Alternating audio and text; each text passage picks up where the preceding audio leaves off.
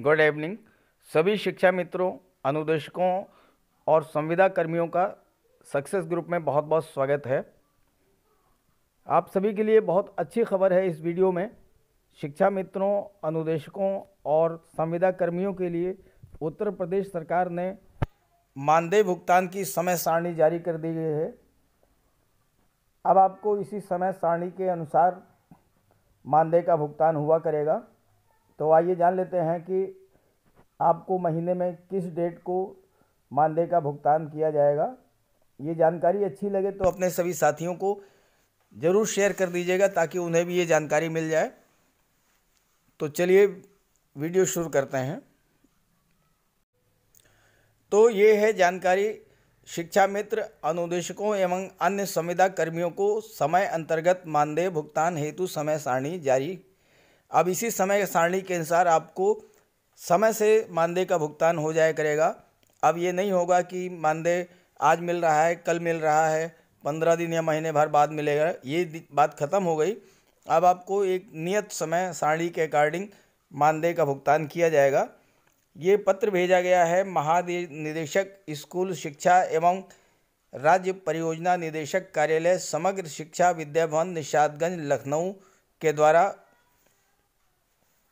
तो चलिए जान लेते हैं इसकी समय सारणी क्या है।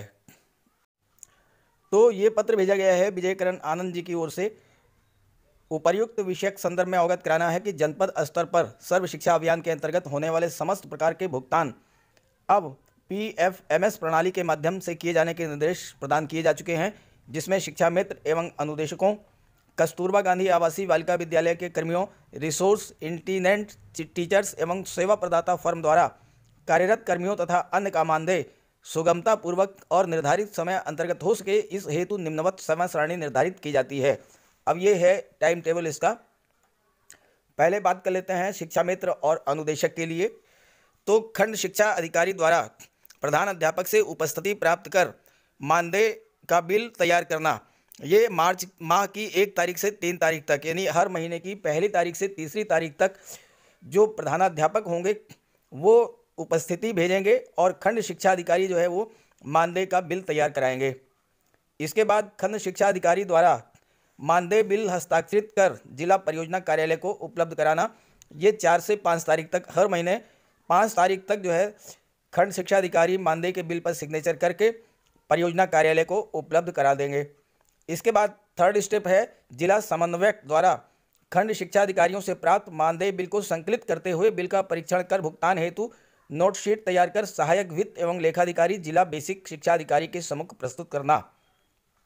ये माह की 6 तारीख तक जो है वो जो मानदेय के बिल प्राप्त हुए हैं उसको सबको इकट्ठा करके, पूरे जनपद के जो बिल हैं सबको इकट्ठा करके और उसको चेक करने के बाद पेमेंट के लिए नोट शीट बना करके और जिला बेसिक शिक्षा अधिकारी के सामने ये प्रस्तुत करेंगे। इसके बाद चौथा स्टेप है सहायक वित्त एवं लेखाधिकारी द्वारा प्रस्तुत मानदेय बिल को PFMS पोर्टल पर लोड कर प्रिंट पेमेंट एडवाइस जनरेट कर बैंक में हस्तांतरण हेतु प्रेषित करना। तो ये 7 तारीख से 10 तारीख तक के बीच में जो मानदेय के बिल हैं उसके पेमेंट के लिए बैंक में जो है वो एडवाइस जनरेट करके भेज दी जाएगी और इस तरह से 10 तारीख तक आपके खातों में जो आपका मानदेय का पैसा है वो आ जाएगा। अब बात करें रिसोर्स या इंटीनेंट टीचर्स के लिए, तो जिला समन्वयक द्वारा उपस्थिति के आधार पर बिल तैयार करना, ये 3 तारीख तक तैयार किया जाएगा। इसके बाद जिला समन्वयक द्वारा मानदेय भुगतान हेतु नोट शीट तैयार करके जिला बेसिक शिक्षा अधिकारी के समक्ष प्रस्तुत करना। ये 4 तारीख तक जो है बिल को भेज दिया जाएगा जिला बेसिक शिक्षा अधिकारी के पास और इस मानदेय बिल को PMFS पोर्टल पर लोड करके प्रिंट पेमेंट एडवाइस जनरेट कर बैंक में ट्रांसफ़र हेतु प्रेषित करना। ये 4 से 5 तारीख तक बैंक को भेज दिया जाएगा। इस प्रकार 5 तारीख के बाद आपके खातों में जो है आपके मानदेय का पैसा आ जाएगा। ऐसे ही कस्तूरबा गांधी आवासीय बालिका विद्यालयों के कर्मियों के लिए जो टाइम टेबल है वो ये है कि प्रेरणा पोर्टल पर दर्ज उपस्थित को वार्डन द्वारा प्रमाणित करते हुए लेखाकार को बिल तैयार करने हेतु उपलब्ध कराना 1 से 2 तारीख तक। 2 तारीख तक उपस्थिति जो है वो प्रमाणित करके भेज दी जाएगी। उसके बाद लेखाकार कस्तूरबा गांधी आवासीय विद्यालय द्वारा जिला समन्वयक बालिका शिक्षा के माध्यम से मानदेय भुगतान हेतु नोटशीट तैयार करके जिला बेसिक शिक्षा अधिकारी के सम्मुख बिल प्रस्तुत करना। ये 3 से 4 तारीख तक बीएसए के सामने जो है बिल पुटअप कर दिया जाएगा और इसके बाद सहायक वित्त एवं लेखाधिकारी द्वारा प्रस्तुत मानदेय बिल को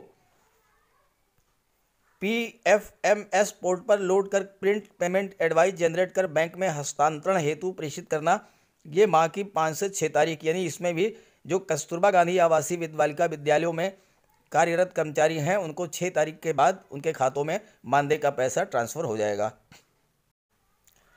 अब बात कर लेते हैं सेवा प्रदाता द्वारा उपलब्ध कराए गए कर्मियों हेतु समय सारणी, यानी वो कर्मचारी जो कि सर्विस प्रोवाइडिंग एजेंसी के द्वारा उपलब्ध कराए जाते हैं उनका जो मानदेय का पेमेंट होगा उसके लिए टाइम टेबल क्या है कि खंड शिक्षा अधिकारी द्वारा उपस्थिति प्रमाणित कर जिला समन्वयक प्रशिक्षण को बिल तैयार करने हेतु उपलब्ध कराना। ये हर महीने की 1 से 3 तारीख तक जो खंड शिक्षा अधिकारी हैं वो उपस्थिति को प्रमाणित करके और बिल तैयार करने हेतु जिला समन्वयक प्रशिक्षण को भेजेंगे।